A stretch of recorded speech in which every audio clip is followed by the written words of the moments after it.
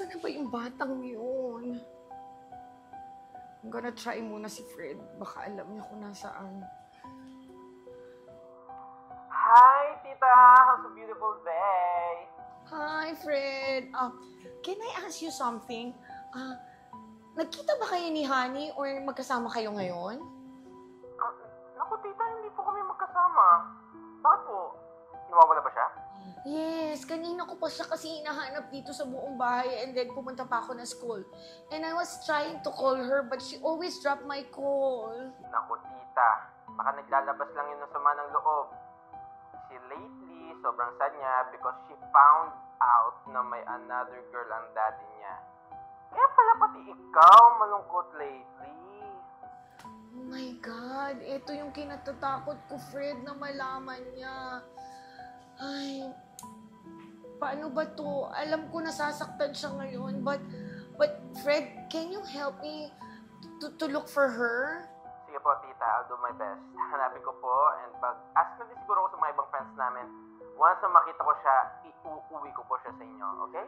Okay, Fred. Thank you very much. But please update me and then I will try to go to call or go na doon sa bahay ng daddy niya. Baka nandun siya. Thank you, Fred. Go, Tita. Basta huwag kayo masyadong mag-alala, okay? Hanapin ko siya. Makikita natin si Honey. Okay. Sige, thank you. Saan kaya yung batang yun? Saan bang asawa ko na asawa mo ngayon na inagaw mo sa akin? Wala siya dito. Pakisabi nga sa asawa ko umuwi muna siya. May pag-uusapan lang kami. Ganyan ka na ba talaga kadesperada ngayon? Hindi ako desperada. Kailangan ko lang siya makausap.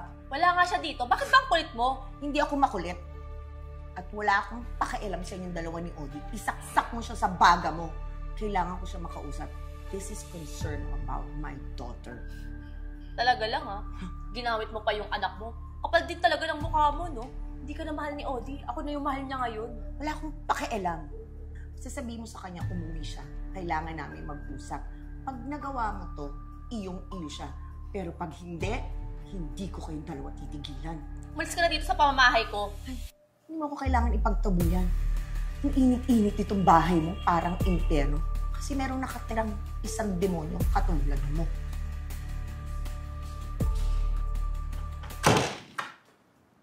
Oh. Ba't ganyan yung mukha mo? Parang aburido ka. Paano hindi ang magiging aburido? Pumunta dito yung asawa mo. What? Nagpunta dito si Michelle? Bakit daw? Sinaktan ka ba niya?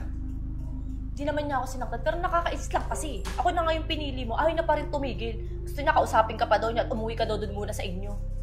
Pinapauwi ako? Bakit daw? May problema ba? Para daw sa anak niyong si Honey. Ginamit pa talaga yung anak niyo para akiting ka ulit. Para sa anak namin? Ano nangyari? Sige. Pero pupuntahan ko na lang para malaman ko. Siguraduhin mo lang para sa anak niyo, ha? Hindi para dun sa asawa mo luka-luka. Kung mag-alala, babe, babalik ako. Sige na.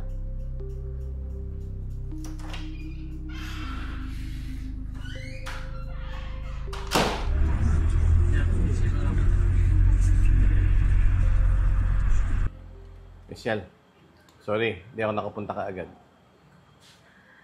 Alam mo, I realized, and I'm asking myself dati, saan ako nagkulang? Ginawa ko naman lahat just to save this family. But when I saw your mistress, dun ko lang nalaman, bumaba na pala talaga yung standards mo. Michelle, this is not between you and me. Yes, this is between you and I. Akala ko nga I can save this family eh. Pero paano, Kit? Paano? Eh kung ikaw mismo ang nandito sa pamilyang to, this is useless. Michelle, we are doing this for Honey. Hindi! You're doing this for yourself. Alam mo, hindi ko nga alam eh. Ano ka para kay Honey? You're just a father that always break his promises. Nasaan ka nung kailangan ka ng anak mo? Teka. Bakit ba nagpuputok ang butsi mo? Ba't ba galit na galit sa akin ngayon? Nawawala si Honey! Nawawala ang anak mo! What? Oo! Kanina ko pa siya hinahanap. I'm trying to call her, pero she always drop my call.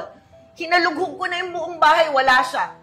Tinawagan ko yung mga kaibigan niya, pero hindi nila alam kung nasaan si Honey. Tama na! Hanapin na natin si Honey. Wag na. Doon ka na lang sa kabit mo. Kaya ko namang palakihin si Honey ng kami lang eh. We deserve someone better. Na tatanggapin kami at mamahalin kami lagi.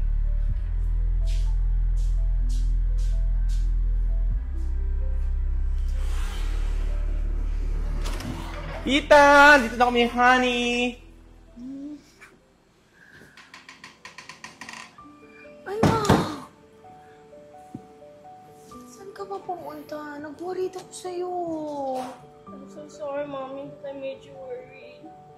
Sobrang masaktan lang po ako talaga nung nakita ko po si Daddy na kasama niya po yung mistress niya. And then, I realized that tayo na lang pong dalawa. But, I'm okay with it lang po. Sorry, anak, ha? Kung I cannot save this family anymore. Okay lang po, Mommy. Kahit hindi na po tayo pinili ni Daddy. Basta, kasama na lang po tayo palagi. Wish mo po, Mommy. I will, anak. Para sa'yo. We will be okay at magiging strong si Mami. Basta, tita, if you need anything, nandito lang po kami, okay? Fred, maraming salamat, ah. You're really a true friend ng anak ko. Naku, tita, kapag nakita ko talaga ang kabit ni Tito, naku! Makikita niyo yung finish him. Ikaw talaga, puro kakalokohan. Pero thank you, ah. Don't worry, anak. We will be okay at magiging masaya tayong dalawa. I promise that. Tears. Ikaw talaga, thank you.